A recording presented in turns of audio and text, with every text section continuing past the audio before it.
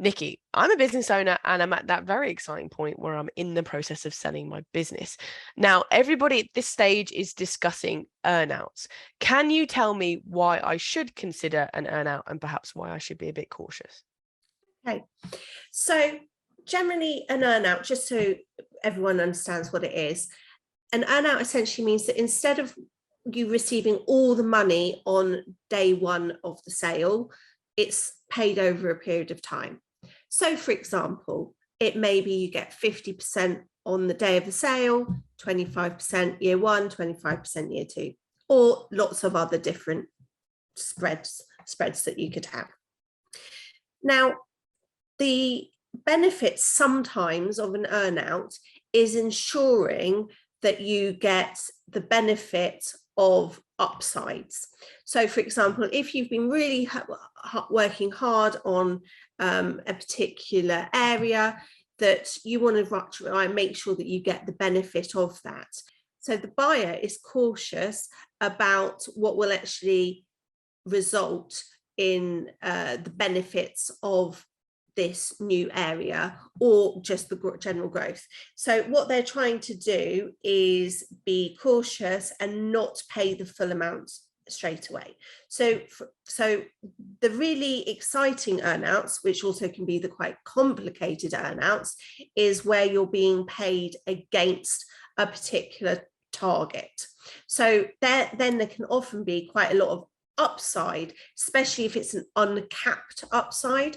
So for example, if you were being paid a percentage of the profit on the earnout, if it's uncapped, and say it was 10% of the profit that you were going to get in year two, then if it's uncapped, the more you've got serious amounts of potential upside, hopefully.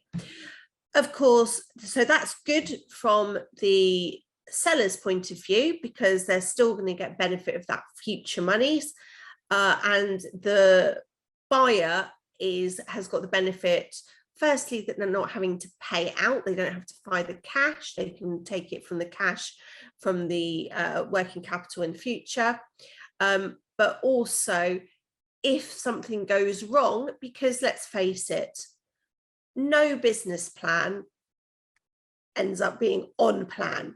It's either over or under. I've never seen one that goes exactly right. It's just like the OBR. When you're forecasting, nothing is always exact. That's the beauty of forecasting, is it's an art.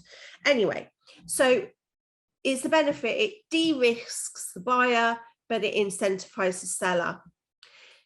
However, some sellers may be quite cautious, and they would rather, especially if they're not going to be staying in the business after the sale, they may just want to go, no, I want to just have my sales price and go, and they don't want an earnout.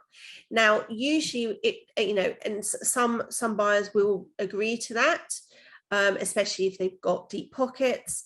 But the warning with that is the warning with there is often the pot of money then available may be potentially smaller than if you were doing an earnout. Now, from the seller's perspective, though, if you're cautious, at least you know that you're definitely getting it. So it's a much safer option. And as the seller, you should really hopefully understand your business and know what the likelihood of you actually achieving an earnout is or not. Also, if you're a seller that is actually wanting to do something very specific, wants to completely relocate somewhere and buy property or whatever it is, and needs that big pot of money, they'll be much more incentivized by really wanting to have the full amount on day one. So those are the things. It's looking at what is the benefit to the buyer and the seller, looking at the specific circumstances and trying to come to a consensus that's good for the business and for the seller.